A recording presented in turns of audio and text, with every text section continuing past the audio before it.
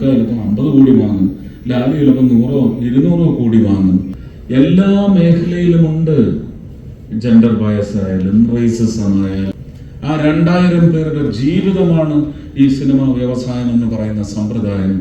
അതിന് ഇല്ലായ്മ ചെയ്താൽ തൊഴിലവസരം എന്ന് പറഞ്ഞ് മുറവിളി കൂടുന്നുണ്ടെങ്കിൽ അത് വലിയ ആഞ്ഞിടിയായിട്ട് വന്ന് സമൂഹത്തിനും ഭരണത്തിനും മേൽ വന്ന് പതിക്കും. നിങ്ങൾ കാത്തിരുന്ന നിമിഷമല്ല, ഞാൻ കുറെ നേരമായിട്ട് 1 മണിക്കൂറായിട്ട് കാത്തിരിക്കുന്ന നിമിഷമാണ്. ഞാൻ അഭിസംബോധന ഒന്നും ചെയ്യുന്നില്ല, അതിനോടുള്ള സമയം കൂടി കൊന്നുകളയണ്ട. പ്രിയ ബന്ധുജനങ്ങളെ, ഒരുപാട് കാര്യം ഇവിടെ വന്ന് നേരിട്ടൊരു ഹസ്തദാനത്തിനും ആദരിക്കാനും ഒക്കെയുള്ള ഒരു ഭാഗ്യമാണ് എനിക്കിന്ന് ഉണ്ടായിരിക്കുന്നത്. ഒരുപാട് പഴയ ഒരുപക്ഷെ ഓർമ്മകളല്ല മനസ്സിലേക്ക് വന്നത്. ഒരുപാട് ജീവിതവുമായി തുന്നിപ്പിടിപ്പിച്ചിരിക്കുന്ന, ഉരുക്ക് ഇട്ട് ഉറപ്പിച്ചിരിക്കുന്ന ബന്ധങ്ങളുടെ നനവാണ് സത്യത്തിൽ ഹൃദയത്തിൽ വന്ന് ഓരോരുത്തരായിട്ട് വരുന്നു. മണിയണ്ണനെ കാണുമ്പോൾ ഒരു കാരണവശാലും അപ്പച്ചിയെ ഓർക്കാതെ മണിയണ്ണനെ കാണാനൊക്കത്തില്ല. മേനോൻ ചേട്ടൻ, അതുപോലെ തന്നെ ജയകുമാറിനെ കാണുമ്പോൾ ഇത് വന്ന ഓരോരുത്തരും, അനിൽ തോമസോ സന്ദീപോ അല്ലെങ്കിൽ അജിത്തോ ചോറിട്ട് വന്നിട്ടുണ്ടോ എന്ന് ചോദിച്ചാൽ ഉറപ്പിച്ച് പറയാൻ കഴിയും. ഇൻഡയറക്റ്റ് ആയിട്ട് അവരുടെയും ഭക്ഷണം ഞാൻ കഴിച്ചിട്ടുണ്ടോ. ഈ ഇരിക്കുന്ന ആ കൂട്ടത്തിലെ ഏറ്റവും ചെറുപ്പം പ്രൊഡ്യൂസർ എന്ന നിലയ്ക്ക്, വയസ്സല്ല ഞാൻ പറഞ്ഞ കേട്ടോ, അത് ഞങ്ങൾ അംഗീകരിക്കുന്നില്ല, പ്രൊഡ്യൂസർ എന്ന നിലയ്ക്ക് ഒരു ചെറുപ്പക്കാരൻ, ഏറ്റവും ചെറുപ്പമുള്ള പ്രൊഡ്യൂസർ എന്ന നിലയ്ക്ക് ലിസ്റ്റിനിട്ട് തന്ന ചോറും കഴിച്ചിട്ടുണ്ട്. ആത്യന്തികമായിട്ട് ചോദിക്കുന്ന കാശ് തരുന്നു, തരാമെന്ന് പറഞ്ഞ കാശ് തരാതാവുമ്പോൾ പിടിച്ചു പറിച്ചു വാങ്ങുന്നു, തല്ലുകൂടി വാങ്ങുന്നു, വഴക്കുകൂടി വാങ്ങുന്നു. അങ്ങനെയും കിട്ടാതാവുമ്പോൾ പിന്നെ ആജീവനാന്തം പിണക്കം. പിന്നെ എന്തെങ്കിലും ഒരു മുഹൂർത്തം ജീവിതത്തിൽ വരും, ആ പിണക്കമൊക്കെ മറന്ന് പഴയ നൊസ്റ്റാൾജിയല്ല, അതിനെ ഗൃഹാതുരത്വം എന്ന് പറഞ്ഞൊരു ലൈസൻസോ അല്ലെങ്കിൽ ഒരു എസ്കേപ്പിസമോ നമുക്ക് പറ്റില്ല. പക്ഷെ ബന്ധങ്ങളൊക്കെ ഓർത്തു പോകും.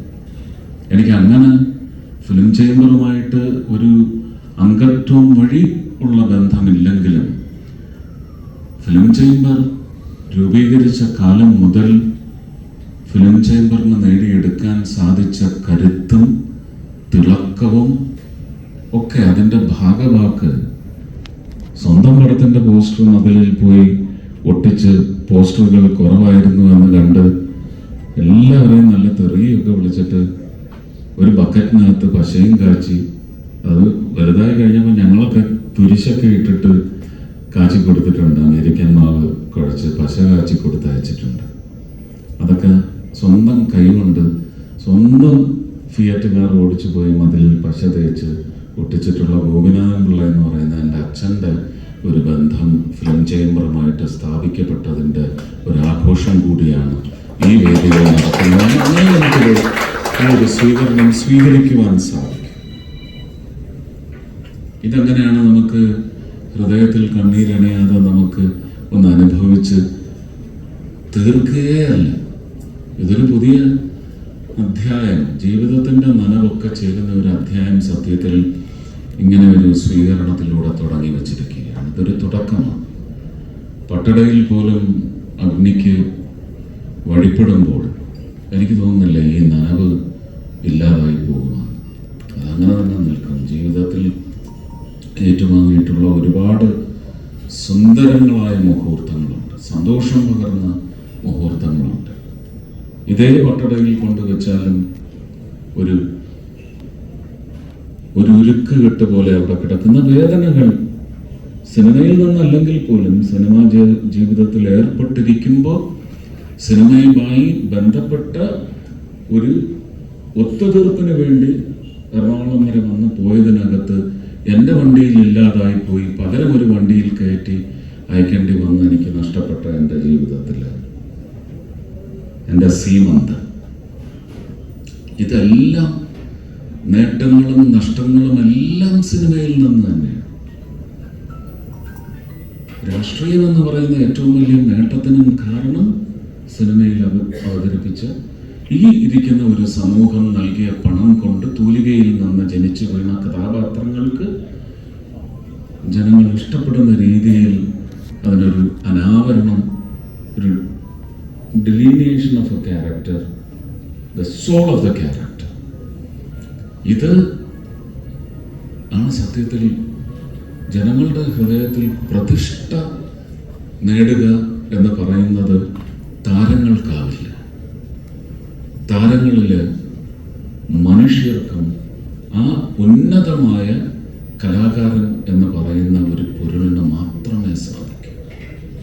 അതെനിക്ക് നല്ല സുഹൃത്ത് വലയം സിനിമയിൽ ഉണ്ടായതുകൊണ്ട് എൻ്റെ ഒരു വ്യക്തിത്വത്തിൻ്റെ കാമ്പും എന്നിൽ കലാകാരൻ്റെ കരുത്തും മനസ്സിലാക്കി എൻ്റെ ഒരു ടിമ്പർ ഓഫ് പെർഫോമൻസ് കൃത്യമായി മനസ്സിലാക്കി എവനെന്ന് വെച്ച് ഞാൻ 10 ലക്ഷം മുടക്കുമെങ്കിൽ, 25 ലക്ഷം മുടക്കുമെങ്കിൽ, 1 കോടി മുടക്കുമെങ്കിൽ എന്ന് 17 കോടി മുടക്കിയിട്ടുണ്ടെങ്കിൽ ഡേവിഡ് കാച്ചപ്പള്ളിയെ പോലെ ഒരു കാലഘട്ടത്തിൻ്റെ നവ സിനിമ എന്ന് പറയുന്നത് ആ നവകാലഘട്ടം ഇന്നും തുടരുന്നു.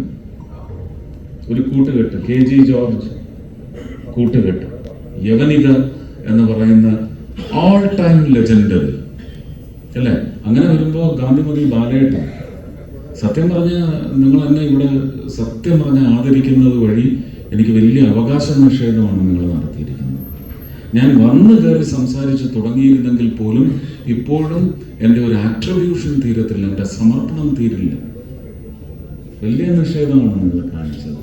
എനിക്ക് അതിനി ഒരു വേദിയും കൂടെ എന്തെങ്കിലും കാരണം പറഞ്ഞ് നിങ്ങൾ തരട്ടി. ഞാൻ ആരുടെ പേരാ വിട്ടുകളയേണ്ടത്?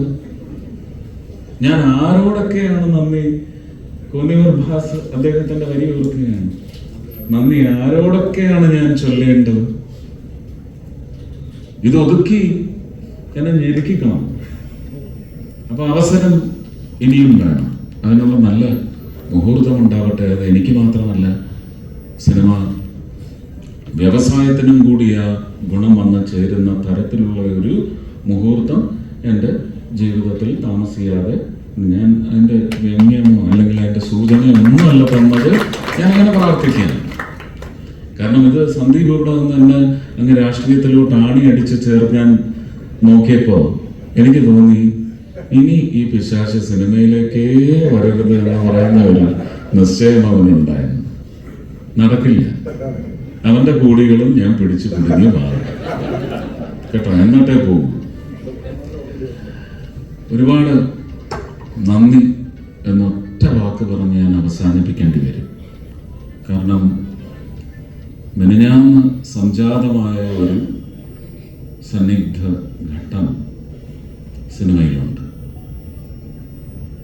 വെറും ഊഹാപോഹത്തിൻ്റെയോ അല്ലെങ്കിൽ മറച്ചു വെക്കലിൻ്റെയോ അല്ലെങ്കിൽ ഒതുക്കി വെക്കലിൻ്റെയോ ഒക്കെ പേരിൽ ഒരുപാട് പേര് ജീവിച്ചിരിക്കുന്ന ജീവച്ഛവങ്ങളോ അല്ലെങ്കിൽ ജീവിച്ചിരിക്കുന്ന രക്തസാക്ഷികളോ ആയി മാറി സമൂഹത്തിൻ്റെ മുമ്പിൽ, സമൂഹത്തിൻ്റെ മനസ്സിൽ ഒരു തുരുമ്പെങ്കിലും അവഹേളിക്കപ്പെടുന്ന അവസ്ഥാവിശേഷം ഇന്ന് സിനിമയ്ക്കുണ്ടായിട്ടുണ്ട്. ഇതങ്ങനെ സിനിമയ്ക്കുള്ളതാണെന്ന് പറഞ്ഞ് ചിന്തിക്കുന്നവർ തന്നെയാണ് ജീവിതത്തിലെ വിഘടനവാദികൾ. ഇതെല്ലാ മേഖലയിലുമുണ്ട്. ഇത് ഞാൻ 25 വർഷം മുമ്പും പറഞ്ഞിട്ടുണ്ട്. എല്ലാ മേഖലയിലുമുണ്ട്. ജെൻഡർ ബയസ് ആയാലും റേസിസം ആയാലും, ഏറ്റവും കൂടുതൽ രാഷ്ട്രീയത്തിലല്ലേ ജാതി പറഞ്ഞ് അവഹേളിക്കുന്നു. ജാതി ഇല്ലാത്തവനും ജാതി മറന്ന് ആചാര ചിന്തകൾ ഒന്ന് ഹൃദയം നീട്ടി നിർവഹിക്കാൻ ശ്രമിക്കുമ്പോൾ അതിനെ ചുരണ്ടി നോക്കാൻ വേണ്ടി നടന്ന കുറെ കശ്മലന്മാരുള്ള, എനിക്ക് ഈ പദവിയിൽ ഇരിക്കുന്നതുകൊണ്ട് ആ വാക്കേ ഉപയോഗിക്കാൻ പറ്റുന്നുള്ളൂ. ഭരചന്ദ്രനായിട്ട് പറഞ്ഞാൽ ഞാൻ മറ്റേ വാക്ക് പറയും. ഉണ്ടാവുന്നില്ല. അപ്പൊ ഇത് എവിടെയാണ് ഇത് ഇല്ലാത്തത്? നിങ്ങൾ ആരെയൊക്കെയാണ് മര്യാദ പഠിപ്പിക്കാൻ പോകുന്നത്? മര്യാദ വേണം. മര്യാദ പഠിപ്പിച്ചല്ല വരേണ്ടത്. Charity begins at home. നല്ല ചിന്താഗതിയോടെ വരുന്നവരും വഴിതെറ്റി കൂട്ടത്തിൽപ്പെടുമ്പോൾ കൂട്ടത്തിൻ്റെ മനോഭാവം സ്വാംശീകരിക്കുന്നത് ആരെയും കുറ്റം പറയാനൊക്കത്തില്ല. നാട്ടു നടപ്പെന്ന് പറയും അല്ലേ? ഒരു സമ്പ്രദായത്തിൻ്റെ നടപ്പ് എന്ന് പറയുന്നത് കുറേശ്ശെ ഇൻഫിൽട്രേറ്റ് ചെയ്യും. അതിൻ്റെതായ ന്യൂനതകളും അപകടങ്ങളും അബദ്ധങ്ങളും ഒക്കെ സിനിമയിലും സംഭവിച്ചിട്ടുണ്ട് എന്ന് തന്നെ പറയാൻ പറ്റത്തുള്ളൂ. പുതിയ രീതി അവലംബിക്കണമെങ്കിൽ അതിനുള്ള ഒരു സൂചന അല്ലെങ്കിൽ അതിനുള്ള ഒരു പത്രിക സമർപ്പിച്ചാൽ തീർച്ചയായിട്ടും സിനിമയിലെ എല്ലാ സംഘടനകളും കേരള ഫിലിം ചേംബറിൻ്റെ നേതൃത്വത്തിൽ, അല്ലെങ്കിൽ ഇത് ഇനി മലയാള സിനിമയിൽ മാത്രമാണെന്ന് ആരെങ്കിലും പറഞ്ഞു വെച്ചു ഏതെങ്കിലും കോടതിയിൽ? ലോക സിനിമയിൽ തന്നെ നമുക്ക് ഒരുപാട് ആൾക്കാർ പേരെടുത്ത് പറയാൻ പറ്റും അല്ലേ? ഒരു സമയത്ത് ആ പേരുകളുടെ ലിസ്റ്റിൽ പെടുകയും പിന്നെ ചില ഔദാര്യങ്ങളൊക്കെ കിട്ടിക്കഴിയുമ്പോൾ ആ ലിസ്റ്റിൽ നിന്ന് പുറത്തേടുകയും ചെയ്ത ഇന്നലെയും മെനഞ്ഞാന്നുമുണ്ട് അതിനുള്ള എക്സാമ്പിൾസ് ഉണ്ട് അല്ലേ? അപ്പൊ എല്ലാം ഒരു മെറ്റീരിയലിസ്റ്റിക് അപ്രോച്ചോടുകൂടി സമ്പ്രദായത്തെ തകർക്കരുത്, സമ്പ്രദായം ഇല്ലായ്മ ചെയ്യരുത്. ഞാൻ 10, 15, 20 കോടി വാങ്ങും, മമ്മൂക്ക ചിലപ്പോൾ 50 കോടി വാങ്ങും, ലാലി ചിലപ്പോൾ 100, 200 കോടി വാങ്ങും. അവർക്കത്രയും ഒരു പൊരുളിൻ്റെ ടേൺ ഓവറിന് അവരുടെ മസിൽ പകരാൻ സാധിക്കുന്നുണ്ടാണ്. പക്ഷെ സിനിമ ആരുടേതാണ്? സിനിമ പണം ഇറക്കുന്ന പ്രൊഡ്യൂസറുള്ളത് പോലുമല്ല.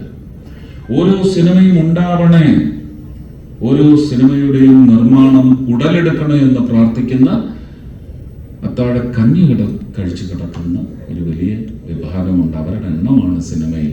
എത്ര പേര് FFKയിലെ തൊഴിലാളികളുള്ളത്? 2000-ന് മേലെയില്ലേ? നമുക്ക് എത്ര പ്രൊഡ്യൂസർമാരുണ്ട്, എത്ര താരങ്ങളുണ്ട്? 300 ചില്ലാനം പേരാണ് അമ്മയിൽ രജിസ്റ്റർ ചെയ്തിട്ടുള്ള താരങ്ങൾ. അതും 2000-വുമായിട്ട് എത്ര വ്യത്യാസമാണ്, എത്ര ദൂരമാണ്. ആ 2000 പേരുടെ ജീവിതമാണ് ഈ സിനിമ വ്യവസായം എന്ന് പറയുന്ന സമ്പ്രദായം. അതിന് ഇല്ലായ്മ ചെയ്താൽ തൊഴിലവസരം എന്ന് പറഞ്ഞ് മുറവിളി കൂടുന്നുണ്ടെങ്കിൽ അത് വലിയ ആഞ്ഞിടിയായിട്ട് വന്ന് സമൂഹത്തിനും ഭരണത്തിനും മേൽ വന്ന് പതിക്കും.